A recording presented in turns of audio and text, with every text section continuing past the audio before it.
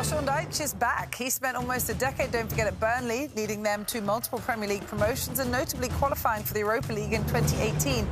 But he didn't get to manage the relegation fight until the very end last season. He was fired with 8 games left, and this is his first job since. He is right back now in a relegation scrap with Everton. So looking ahead to tomorrow, they face none other than league leaders Arsenal. Could he have a harder task on his hands first game out?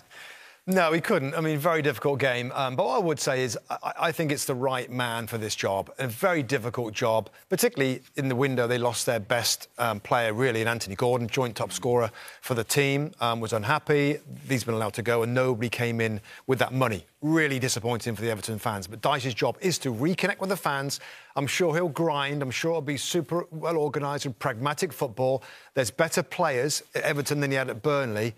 I think he's got a good chance of keeping him up.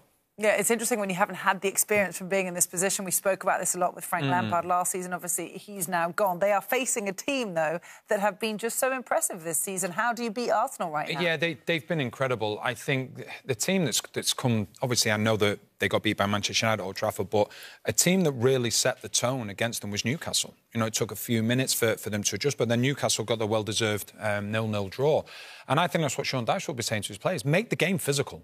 Bring Arsenal down to your level. And then what you can do, then you see what Arsenal are all about. Because for me, one of Arsenal's most influential players is Thomas Partey.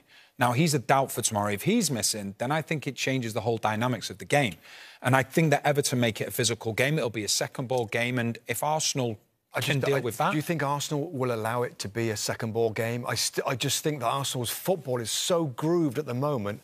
And I'm sure they'd love it to be a physical game. I just don't know whether they can, you know, engage enough and ruffle the feathers of Arsenal, because they're so confident right now. But that's why the first 15 minutes are going to be absolutely vital. If they can, then it could be a good game.